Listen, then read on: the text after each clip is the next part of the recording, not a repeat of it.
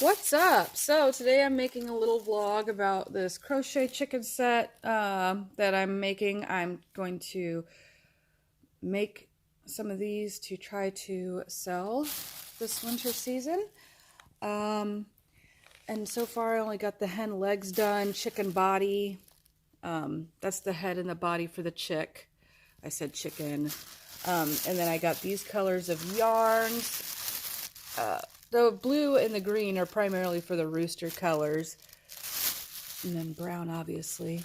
I'm going to try to pick up some more of this brown and some red. I'm missing red. I had to stop halfway between both of the birds that I'm crocheting because I forgot to pick up some stuff like orange pipe cleaners for the chicken legs and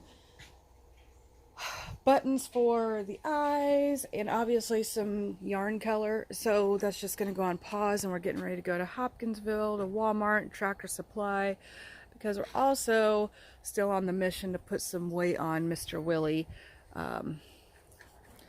And he's not lost any more weight, but he sure ain't gaining, and winter's coming, so we want to make sure he's faring off better for winter, and we're probably going to end up getting horse blankets to put over him as well. Hi, Misty. And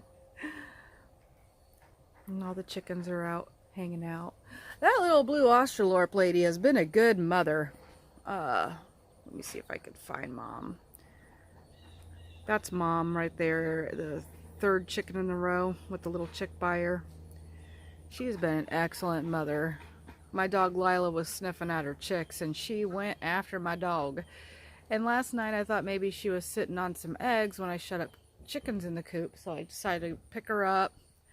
She had those little babies underneath them, keeping them all warm and toasty. And I think Buffy there, the buff lace Polish, she might have laid her first egg, except for Polish lay white eggs, and I found a teeny tiny little bitty brown egg like this that almost looked like the color of Kim's eggs. And Kim, I believe, is a golden buff. From what I've researched, I truly believe she's a golden buff. She lays like duck-sized eggs out of her tiny body, and she usually lays pretty good. She hasn't been laying lately, but it is getting chillier out, so she's probably slowing down for that. And Chad's over there grading the horses right now. And there's Mr. Poof. He's going to go to his new home next week, and then I am trading him for another silky pullet. So that's cool.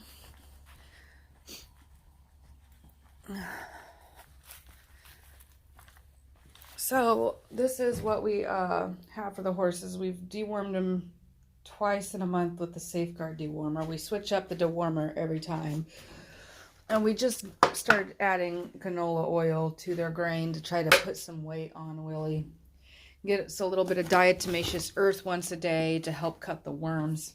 This is food grade diatomaceous earth. I've also put it in the chicken feed too, and you can also put it in your dog, cat feed, whatever, to deworm your animals. It works by cutting the worms, causing them to dehydrate and die.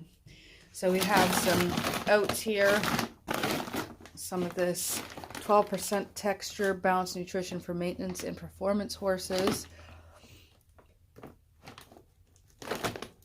And then we have the complete horse and cracked corn. But we've done some research, and cracked corn isn't the healthiest for your horse. They have a hard time digesting it, so we're not going to be buying that anymore. But we have researched, and wheat is good for horses, and we could get like 1,000-pound bags at Tractor Supply for a fairly decent price. It does say that you have to introduce it slowly to your horse's diet, but it's supposed to be really healthy for them. And you know, wheatgrass is good for all animals. Wheatgrass is supposed to be very healthy, even for people. So we are going to go to Hopkinsville today, and I'll take you along on our little outing. And these are the pear trees that we got, and yeah, they're quite a bit tall. Next time we trim limbs and stuff, we do plan on cutting the tops of them down so they bush out better instead of growing way high. These pears are ripe, and we actually want to pick some. And a lot of the fallen pears, I chuck over to the horses, but I'm kind of scared to do that right now because I don't know if you can see it or not. These pears are covered in hornets. Hornets. And I wasn't scared to start chucking them over when there was just a couple, but now it's just like this horrible hornet infestation. And I can't reach any pears from down here, even when I jump to get some pears.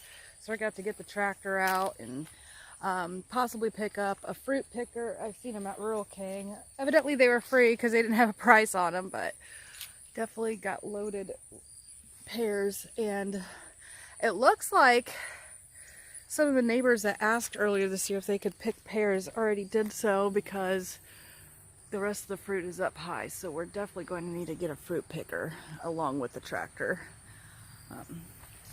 Yeah, they ask every year if they could pick pears apparently, and it's not a problem. We don't mind sharing the bounty. So we already went to Walmart, the John Deere store, now at Tractor Supply. Didn't take you around for all of it, but we're still running around. So we ended up going to Triple J Fencing, Farm and Fencing in Crofton, and we talked to the Amish who own it, and you know, they're like basically experts on owning horses, and they recommended some Total Guard here, and then some other feeds that are in the bed of the pickup truck right now, and I will have to show you what that is later and can explain their instructions further when I get home. And picked up some ivermectin. I'm not sure if it's worms or they thought possibly an ulcer or overloaded kidneys or something like that, but they said that they could spin blood there and send it in for testing should it come down to that. So that's always nice to know. But they're very interested in making sure that Willie is gaining weight and told us to come back and let them know if we can keep working on the project if this regiment they're giving us isn't working. So that's really kind of them. At least we're not, they didn't just recommend product and feed us to the wolves. So they said that they've used this on some of their horses and have had great success with it and everything else. So we're off to Rural King right now. Yeah, we've been a little bit of everywhere today. I can't wait to get home and start crocheting some more. But for now, going to Rural King. He was being silly. Anyway, we're back from our gallivanting, and I'm gonna help bring the Total Guard out there, and the ivermectin. The rest of this up here goes inside, so I'll be back to get that.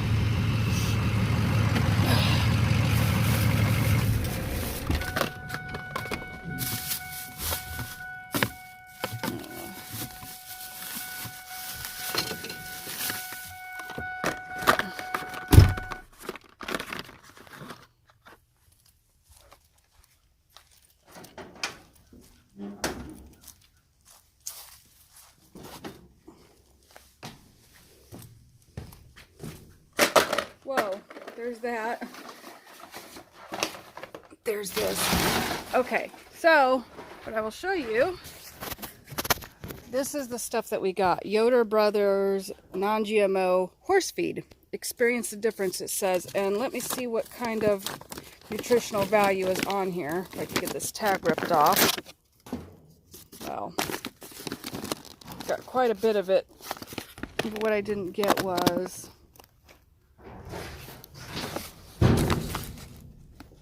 crude protein 12%, crude fat 5%, crude fiber is 8%. Oh, acidic detergent fiber is 8%. Neutral detergent fiber is 17%. Calcium, minimum and maximum 1 to 1.5%. Phosphorus, copper, selenium, zinc, vitamin A. And then it'll tells you what's in there. Honey, this stuff already has soybeans in it and corn and oats. What? It's got corn, oats, expelled soybeans, alfalfa meal, wheat midds, molasses products, soy oil, salt, calcium carbonate, monosodium phosphate, hydrated sodium calcium, aluminosilicate, diatomaceous earth already in there. Isn't that crazy? Reed sedge, peat, gypsiferous shale, which I'm sure that's where they're getting their calcium from. Flaxseed, which is excellent for any animal. Active dry yeast, which is going to be good for their digestive system. This looks like a really good feed. The ingredients in it are awesome. It's got it's got gypsum in there for their calcium, active dry yeast, flaxseed oil, shale. Like, wow. This is a really good, and it's not that expensive. Yeah, it's only $20 a bag, and it's non-GMO, so we're not feeding them some man-made stuff. So, but we did still buy other bags of the food that they're already eating, because you have to introduce new foods to horses slowly, because otherwise you could be doing more damage than good. So that's what we did. We might be hooked on this Yoder Brothers product. We'll find out. But there's Willie. I'm documenting his weight journey, because, I mean, yeah, the girls need to put on a few pounds, but they're not him. If you feed it, they said to feed them 2 or 3 times a day, like alfalfa and stuff, because if you feed them too much at once, it just passes through them and they're not absorbing any of the nutrients. Look at her. Misty says, "Where's my grain?" She's antsy. But yeah.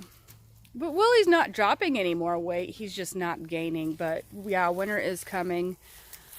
So we're excited. And I'll be documenting this journey along with you guys, so you can see how this is going. Maybe offer us advice. Maybe I could offer you advice if you're going through the same thing we're going through. That's why I'm doing this, not because I'm proud of my skinny horses.